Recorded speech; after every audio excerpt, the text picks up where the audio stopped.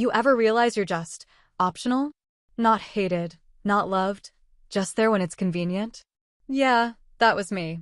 Until I decided it wouldn't be anymore. For most of my adult life, the holidays felt like a stage where everyone else had a part, a costume, and a spotlight, while I stood somewhere behind the curtains, holding everyone's coats. I'm not trying to be dramatic here, but it's hard not to notice when you're always the last one told, the one who gets the leftover place setting, or worse, no setting at all.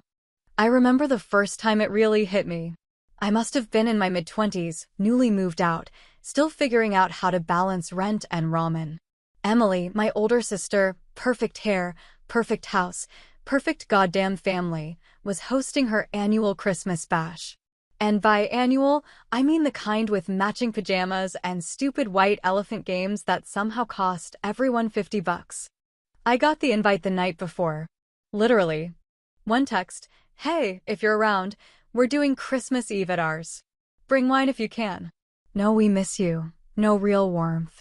Just an afterthought, like I was a +1 to my own damn family. Still, I went.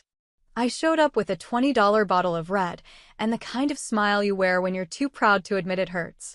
I stood around while Emily's friends talked about their kids' private schools and ski vacations, while my mother acted surprised I could afford to show up at all. "Oh, you look nice, Rachel," she'd said, eyes scanning me like a coupon for expired milk. I laughed it off. I always did. But this year, something was different. Not in the fairy tale kind of way. There wasn't some big explosion or fight. No tearful argument or drunken scene. No, it was much quieter than that. It was the silence that finally got to me. I'd been waiting. Not passively, not helplessly, but waiting all the same.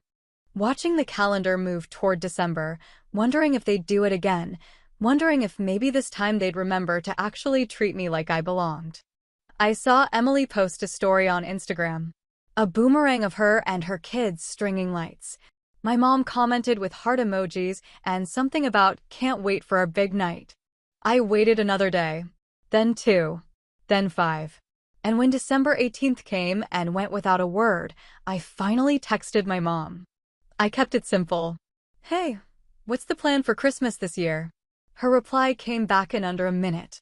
Like she had it ready. "Oh honey, we just assumed you'd be busy." That was it. 10 words. Not even a sad face. Not even a question mark. Not even the dignity of a damn excuse. Just that cheerful little lie, packed tight in a fake apology. "We just assumed you'd be busy." Like I was the type to be too in demand to spend time with my own family. Like it was my job to chase after them again. I didn't respond. Not right away. I stared at that message like it had insulted me in 5 languages, because honestly it had. It wasn't just a brush off. It was a goddamn verdict. It was years of feeling invisible wrapped in a neat little shrug. So I did something I'd never done before. I opened a new tab, searched for last-minute holiday vacations, and clicked the first link that didn't make me gag. It was a luxury cruise line with an obnoxiously shiny website, all palm trees and infinity pools.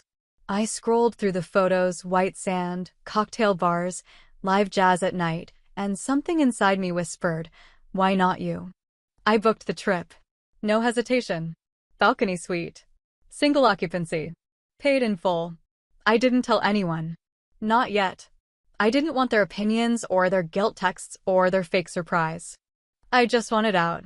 Out of the cycle. Out of the goddamn waiting room of their affection. And let me tell you, clicking that confirmation button felt better than any Christmas I'd had in the past 10 years. I started packing that night. A couple of dresses I hadn't worn in years, the red heels I'd always saved for someday, and enough sunscreen to survive the apocalypse. I didn't feel guilty. I didn't feel angry. I felt clear. Like the fog of trying to earn their love had finally lifted. Because here's the thing. When someone forgets you once, you call it a mistake.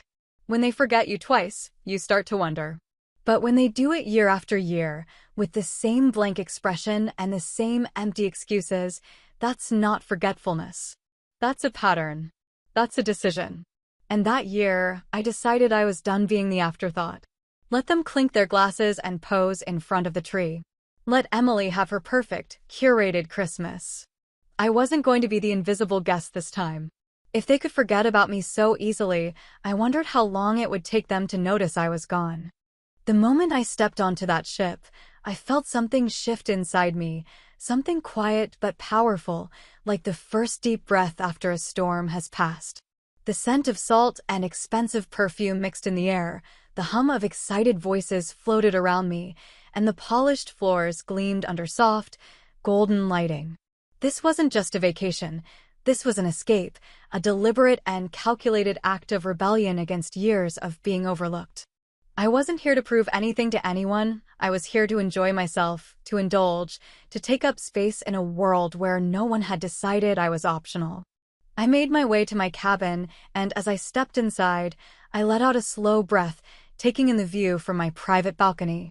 The ocean stretched endlessly before me, vast and untouched, a reminder that life existed outside of my family's dismissiveness, outside of the quiet rejection I had swallowed for so long. I didn't unpack right away. Instead, I poured myself a glass of the complimentary champagne, kicked off my shoes, and let the warmth of the setting sun kiss my skin. This was mine. This moment, this freedom, this choice. I had taken it, and I wasn't going to let anyone make me feel guilty for it. That first night on the cruise was everything I had needed for so many years, but had never allowed myself to have. I dressed in a sleek black gown, the kind that had been gathering dust in my closet for years, waiting for some special occasion that never seemed to come. I let my hair down, swiped on red lipstick, and stepped into the grand dining hall like I belonged there, because, for the first time in my life, I truly believed that I did. The maitre d' led me to a table with a stunning view of the ocean, and as I sipped my perfectly made martini, I let the sound of laughter and clinking glasses wash over me like a lullaby. The food was exquisite, the kind that melted in your mouth and made you close your eyes just to savor the experience. The waitstaff treated me with the same warmth and attentiveness they gave to the couples and families around me, not once making me feel like I was out of place for being alone. That, I realized, was the beauty of this here. No one saw me as an afterthought. No one assumed I would be busy or forgot to invite me. Here, I was simply a woman enjoying her own company, and for the first time, that was enough. I took pictures not for anyone else, not to prove anything, but because I wanted to remember this feeling. The golden light on my skin, the delicate way the dessert fork rested on my plate, the way the ocean looked under the glow of the moon. It wasn't until later, curled up in bed with a satisfied smile and a pleasantly full stomach, that I decided to post a few of them. Just a handful, me in my dress, the sunset from my balcony, the perfectly plated meal in front of me. No captions, no explanations. Just proof that I was here, that I had chosen this, that I had not waited for an invitation to enjoy my own life. The comments started rolling in almost immediately. Old friends, coworkers, acquaintances from college, all chiming in with admiration and a hint of envy. Wow, this looks amazing! Living your best life. OMG, where is this? It felt good, I won't lie. It felt good to be seen, to be acknowledged, even if it was by strangers on the internet rather than the people who should have cared the most. And then, late that night, my phone buzzed with a message from Emily. Where are you? We thought you were coming. I stared at the screen, my heartbeat steady, my fingers hovering over the keyboard. The audacity of it. The sheer ridiculousness of pretending they had expected me when not a single one of them had bothered to extend an invitation. I could have told her the truth. I could have let the anger spill out, let her know exactly how it felt to be forgotten over and over again. But I didn't. Instead, I smiled to myself, leaned back against the plush pillows, and typed out a reply that was as sharp as it was effortless. Oh, I just assumed you'd be too busy for me. I hit send and then turned off my phone, not bothering to wait for a response. It didn't matter what she said next, what excuses she tried to make, what fake concerns she pretended to have. Because for the first time in my life, I didn't need their approval. I didn't need to be included in their half-hearted, last-minute plans. I had made my own plans, and I had chosen myself, and that was worth more than any belated invitation they could have thrown my way. By morning, the messages had multiplied. Not just from Emily, but from my mother, my father, even Emily's husband, a man who barely spoke 2 words to me at family gatherings. They were suddenly very interested in my whereabouts, suddenly very concerned about why I wasn't at the Christmas they had so conveniently forgotten to invite me to. I could almost hear the panic in their voices, the realization that I had slipped away without begging for a place at their table. Funny how people only care when they think they're missing out. The first call came early, before I had even finished my morning coffee, the familiar ringtone cutting through the quiet hum of my suite like a blade. I let it ring, watching the name flash across my screen, Mom. I knew exactly what was coming, could predict the tone of her voice, the carefully curated concern that would be wrapped around a core of guilt. I wasn't in the mood for it, not yet, so I let it go to voicemail, stretching out on the lounge chair on my balcony, watching the endless expanse of ocean stretch toward the horizon. The air was warm, the sea breeze carried the faint scent of salt and something floral, and for the first time in a long time, I felt entirely at peace. The second call came 20 minutes later, then a third, then a text that read in that painfully familiar way, "Rachel, sweetheart, we were all so worried. Why didn't you tell us you weren't coming?" I almost laughed at the sheer absurdity of it, the way she had so easily twisted the situation into something where I was at fault, where I was the one who had failed to communicate, instead of them simply forgetting me in the first place. I stared at the message for a long moment, my fingers hovering over the keyboard, before finally typing the only response that mattered. "You never invited me." The dots appeared almost immediately, the little animated ellipsis bouncing as she typed, then stopped, then started again, as if she couldn't quite figure out how to spin the situation to her advantage.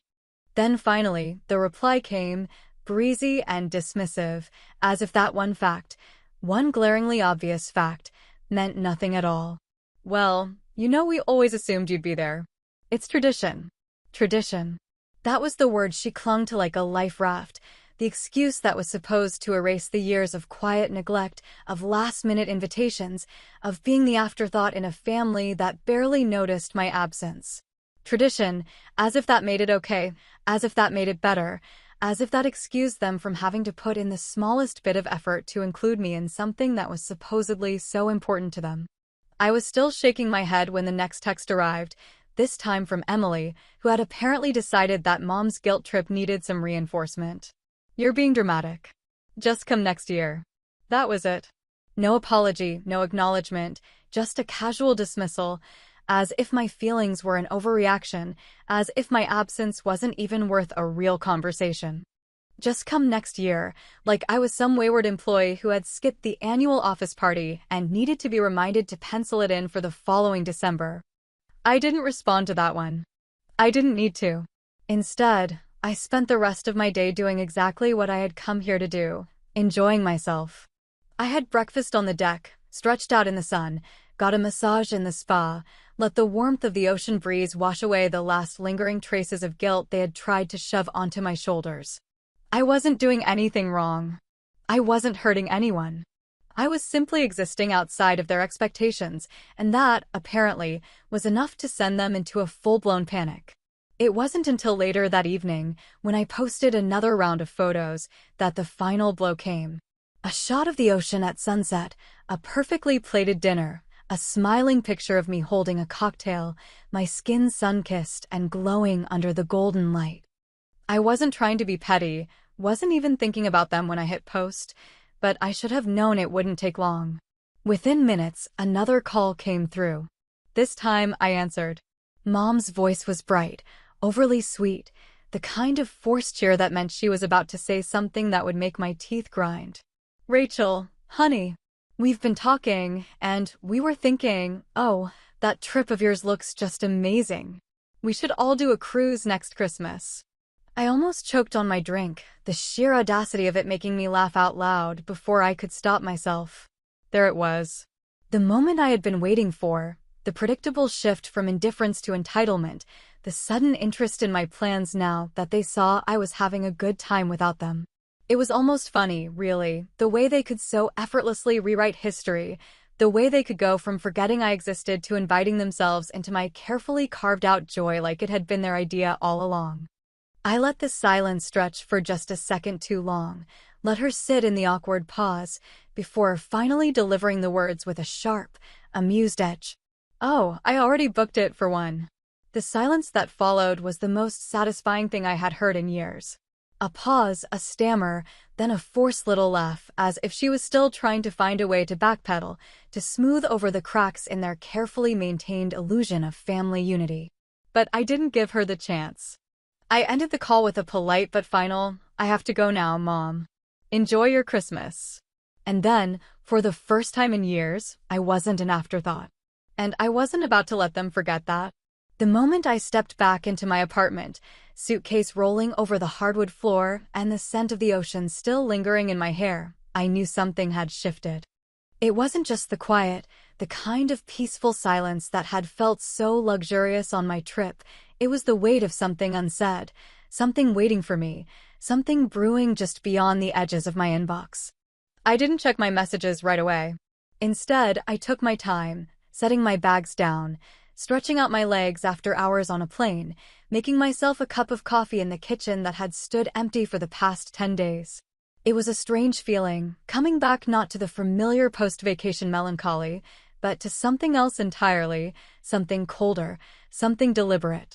When I finally picked up my phone, it confirmed what I already suspected. No texts, no missed calls, aside from the ones I had ignored while I was gone. No questions about when I had landed or how my trip had been. Just silence, stretched out between me and them like an ocean of its own, vast and unyielding. But it wasn't the absence of words that caught my attention, it was what had replaced them. Emily had posted her usual collection of holiday pictures, the carefully curated snapshots of a Christmas that had gone on perfectly without me.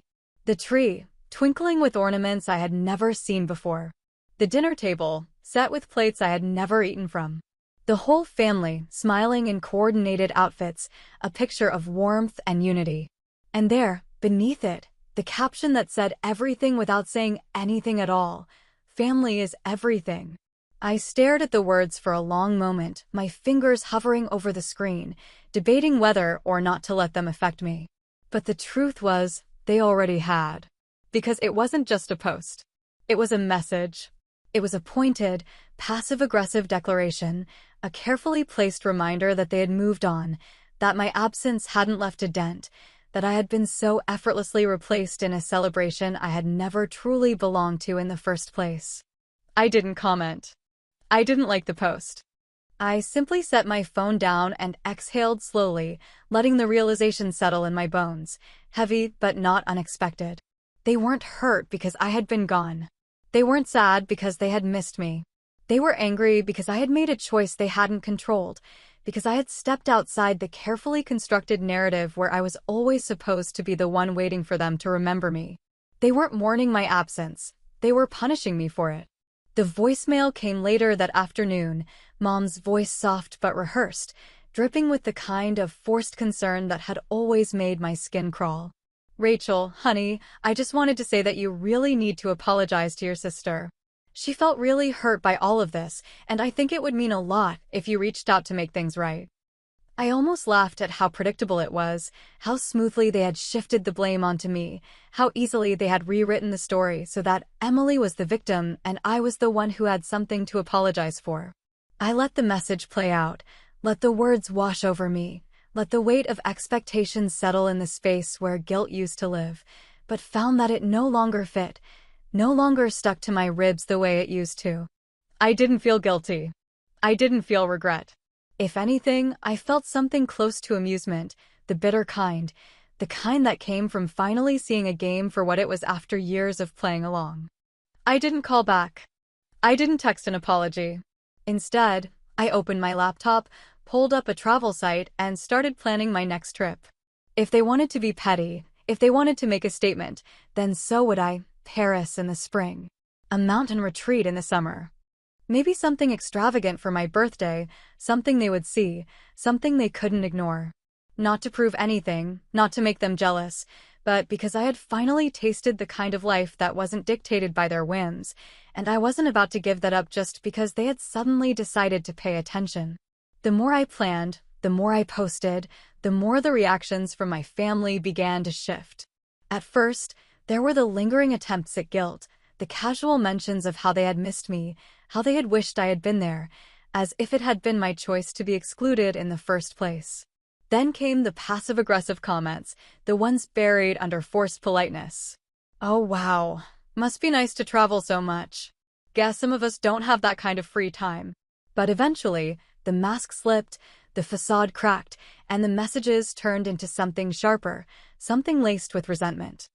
Emily, finally losing patience, sent a text that was short and clipped, her frustration bleeding through every word. "We get it. You're happy without us. You don't have to rub it in." And that was the moment it all became clear, the moment the last piece of the puzzle finally clicked into place. It wasn't that they missed me. It wasn't that they wanted me back. It was that they had expected me to stay in my place, to keep waiting, to keep playing the role they had written for me without complaint. It had never been about love. It had been about control. Turns out, people don't like when you stop playing the role they wrote for you. Almost exactly 1 year had passed since the last Christmas they had forgotten me, and if I was being honest, I had never felt lighter in my entire life. In the months since that cruise, I had discovered something that should have been obvious all along, something so simple yet so powerful that I almost laughed at how long it had taken me to see it for what it was. I didn't need them. I didn't need their half-hearted invitations, their backhanded compliments, their last-minute inclusions that always made me feel like an afterthought. I didn't need their approval or their guilt trips or their carefully disguised attempts to pull me back into a role I had never asked to play. I had spent far too many years waiting for people to act like they cared, and the moment I stopped waiting, I realized how little their absence actually affected me.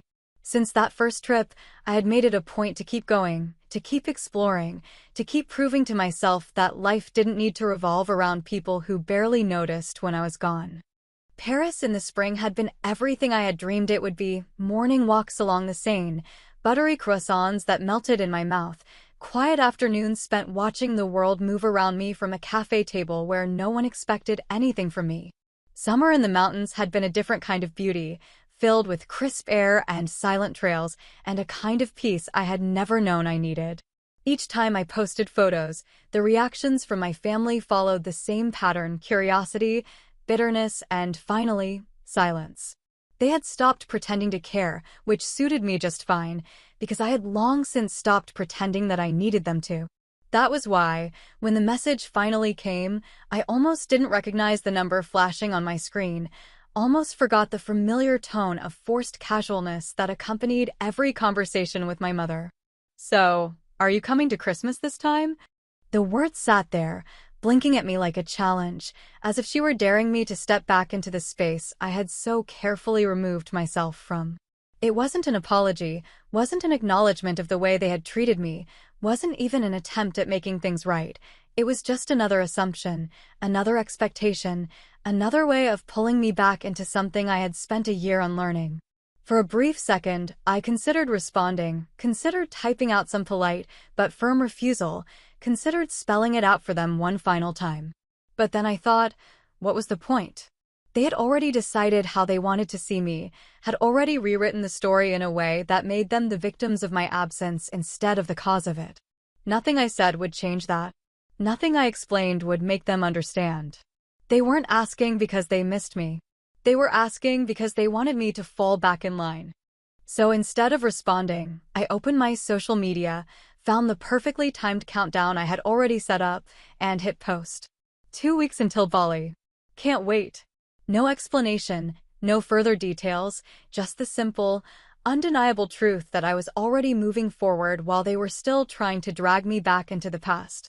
It took less than an hour before Emily finally broke, her name flashing across my notifications with a message so sharp and bitter I could almost hear the annoyance in her voice. "Wow! I hope you enjoy being alone."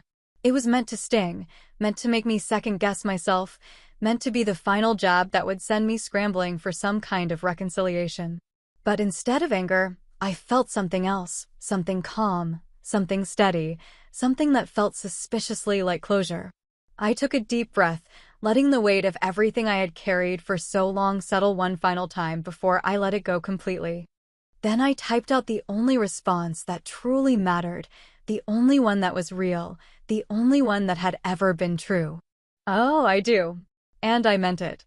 I meant it as I packed my bags once again, as I double-checked my flight itinerary, as I shut off my notifications and let the last remnants of guilt slip through my fingers like sand. I meant it as I walked through the airport, as I stepped onto the plane, as I settled into my seat with a book in one hand and a glass of champagne in the other. I meant it as I opened my phone one final time, scrolled through the endless, empty messages from a family that had only cared when they realized I had stopped waiting, and finally, with one swift motion, silenced the family group chat permanently. I used to think family meant putting up with being forgotten. I used to think love was something you had to chase, something you had to earn, something that came with conditions and compromises and quiet acceptance of the spaces where you didn't quite fit. I used to think respect was something given freely, something expected, something automatic. But I had learned something far more valuable in the past year, something I wished I had known a long time ago. Funny thing about respect, it's never really given. It's taken.